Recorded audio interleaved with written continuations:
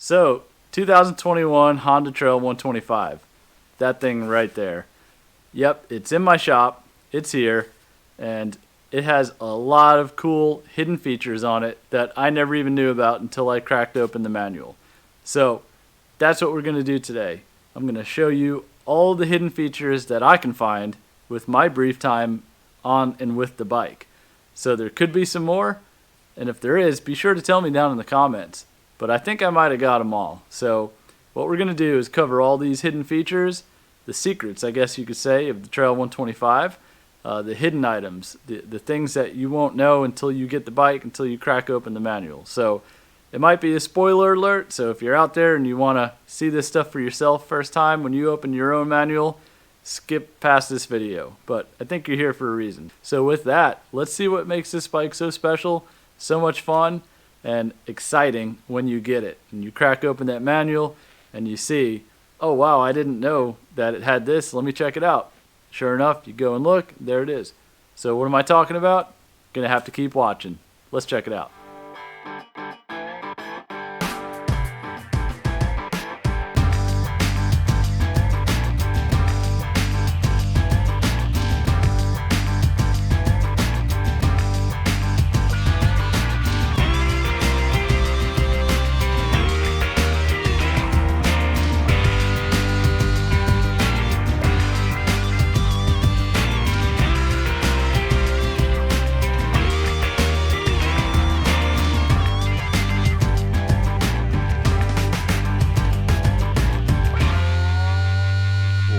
This is what I consider the Jeep of motorcycles. It's not the prettiest motorcycle. It's kind of like scooterish. It kind of looks like a moped to the untrained eye. I mean, what do we got here? What is this thing for? I think the motorcyclists out there, especially my friends in Australia, know this as the postie bike. It's a utility bike. The post people would ride these to deliver mail. Very useful. Here in America, it kind of kicked off the Hunter Cub. It was a dealership out west or the Midwest that would take the Honda Super Cub and modify them for trail duty. You know, put knobby tires on them and raise the fenders and give it a little bit more suspension. And that kicked off the Hunter Cub. That's what started it all. And that's what we're here with today, is basically the throwback version to the original Honda CT-110 Hunter Cub. And as you can see, it's aptly named Trail 125 now. And I'm not sure if you can see it. Yeah, I think you can see it. There's like transparent, sort of really subtle bear claws, tiger paw, something. I don't know what kind of claw it is there, to indicate that it is a Hunter Cub, and it's got a little bit more rugged aspect to it. So it's just these little subtle details that Honda throws in there that's what I'm going to point out today. So quite possibly one of the most unique things and different things about this bike is this piece right here, which is a Kickstarter. So this is one of the things where I was kind of like, all right, well, that's interesting. I've always liked having a Kickstarter in case the electric start system, which this also has, clearly, in case the electric start system didn't work, you had a Kickstarter. You had a way to start it. So the Monkey, the Grom, Cub, they don't have this. And my wife, basically, she asked the simple questions that I often overlook. Like, why would you have a Kickstarter? What do you need that for? So in answering that question, I kind of figured it out. Basically, this bike is meant to go out and adventure with. So with adventures, you often find yourself maybe in compromising positions, or, basically you're not in the comfort of your own confines or close to home. So if you're out and about adventuring through the mountains, which is what this bike to me was designed for, what if your battery goes dead? Well, how do you start it?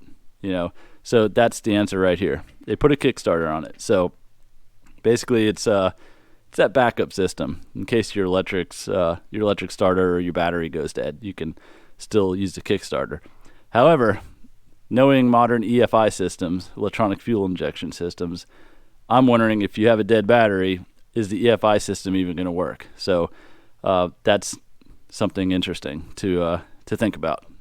This center stand is heavy, obviously, and it looks a little cumbersome and very scooter-like, but at the end of the day, it's extremely useful. I mean, I have kids that run around and jump all over the bikes and stuff, and they've fell before from the side stands, and it's always a concern. So I have absolutely no concern of this bike falling over with that center stand. And one thing you might notice here is that this bike actually has a kickstand as well as a center stand. So I highlighted the center stand, but I want to actually point out this kickstand too. So this is a nice quick little option here if you're parking on some solid ground. Just throw the kickstand down like any other bike, and there you go.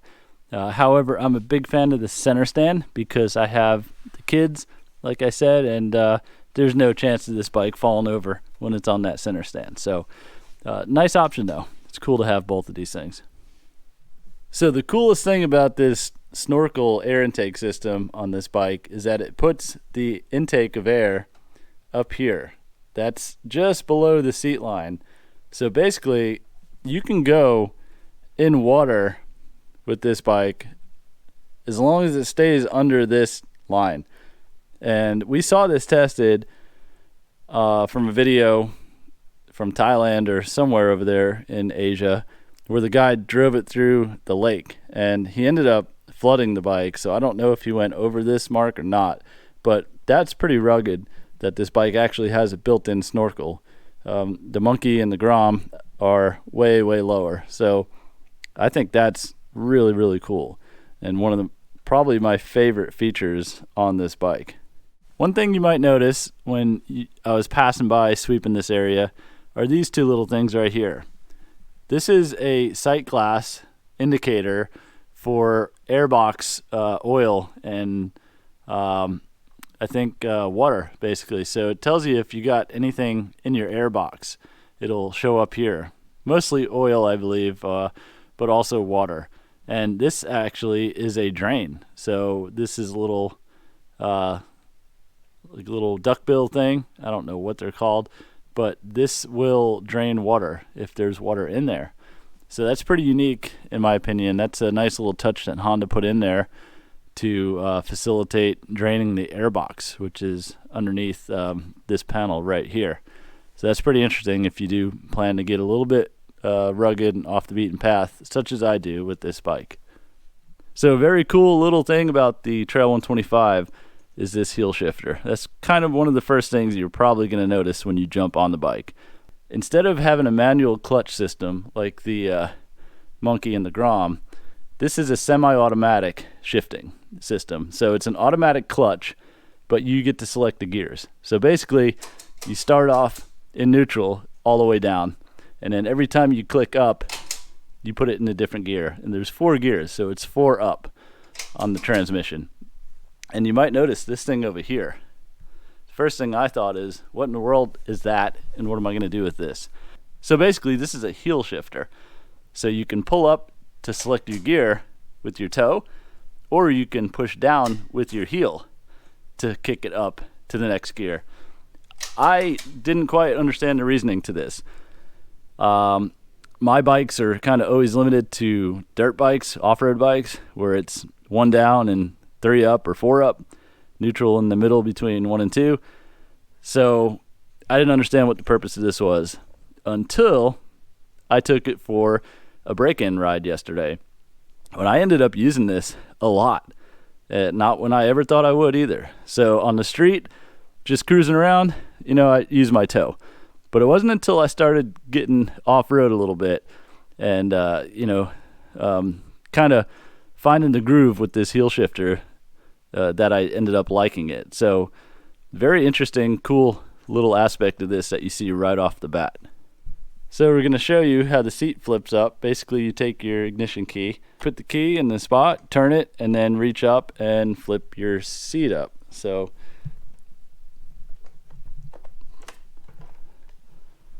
and there you have it. And underneath the seat, you have your gas cap. It's just a regular metal gas cap. And you have what's under here is, I believe, is the ECU. so your ECU package is up high and dry, you have a hidden tool right here. That's kind of tricky to get out, actually. I don't know if you can see it. It's right here. It's an Allen key. So I noticed, let's try to use the key to get it out. 2,000 years later. There we go. It's actually kind of tough to get out, but it is there.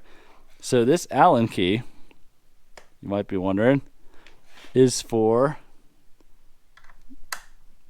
the bolts that hold down the plates and the cases up here, the plastic cases. That is really, really cool. So basically you could do your roadside repair on the battery if need be without having to carry an extra tool, which leads me perfectly to the next cool item. This is on one of the items that it's close to the top of my list as far as being cool, is the toolbox that's back here. And when I first saw this, I saw an Allen key screw back here, and I was wondering, well, how the heck are you supposed to get that out along the side of the road? Then I noticed the key under the seat. So you just take your key, and I think it's like a quarter turn, little opening. Then you pop out the toolbox, and inside of it you have a toolkit. So we're gonna go ahead and explore this toolkit, but this is also a perfect place for your registration. And it doesn't look like this box is sealed with a rubber gasket, so I'm not sure how waterproof that is, but basically if you're in water that high, you're dangerously close to your intake anyways. So it's not. Okay, so we'll look at the contents of the toolkit. There's not much in here.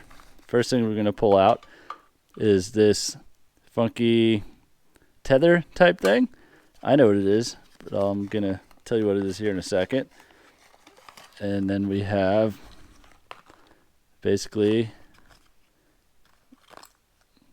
a fuse puller, and then a flathead and Phillips head multi-tool screwdriver. I'm going to put this screwdriver and fuse puller back, but I'm going to keep the funky tether type thing out because I'm going to tell you what it is.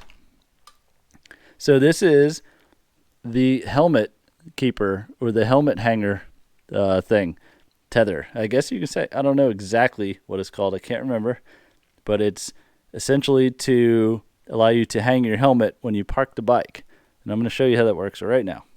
Okay, so we're going to take our key and we're going to flip up our seat. And you're going to see a bar right here. I'll bring the camera closer so you can see it. This bar right here is to attach the tether to. So basically you're just going to slip the tether through the bar, and it's not the easiest thing to do because the wrapping on it is a little thick. Then you're just going to keep it like that. Then you just close your seat, pull these together, pop the seat down all the way, and then there you have your tether hooks right there. So I think that's pretty cool. I don't often go city riding or out to where I leave the bike anywhere and leave the helmet there. So to me, this isn't something I'm going to keep on right here, but I do really like that I know that, because the monkey had that too. I just never knew where to put it. I actually didn't even know what it was on the monkey. So embarrassingly enough, I probably didn't read the manual like I should have.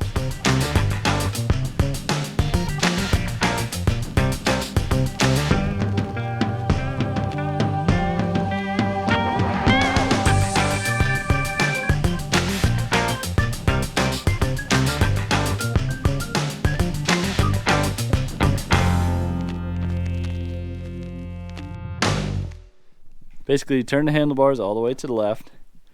You push down on the key and turn it to the lock. And I'll pull back here. And you lock the handlebars in this position. This is an anti-theft mechanism. So if you're parked, you can lock your handlebars, and theoretically somebody can't just push your bike and steal it. They'll be going around in circles if they did. So to disable it, kind of just push down, turn it back to the off position, and then you have your steering back. Lastly, one little bonus item that I'd like to show you is the addition of a carrying box that I just found laying around the shop, probably for the kids' toys at one point, and this old net that I'd had for my DRZ. It's pretty dried out and not in the best elasticity anymore, but it's just to kind of show you what this rear rack can hold, basically. And this is a pretty decent sized box. It's probably about 14 by 18 or so, and I ran down to my friend Lars's to pick up a tool that I'd lent him, and thought this would be a cool thing to try during that trip. And it was really easy. It just threw the stuff that I needed in the back and took off. So it's just reinforcing the thoughts that I've had about this bike being extremely useful. So obviously I'm not going to keep this on here because it just doesn't match, and it's not the sharpest looking accessory for the trail, so I'll take it off and put something a little bit more clever and nicer looking on there. But just wanted to kind of highlight how you could use this rack just based on stuff you have laying around the house. Okay, thanks for watching.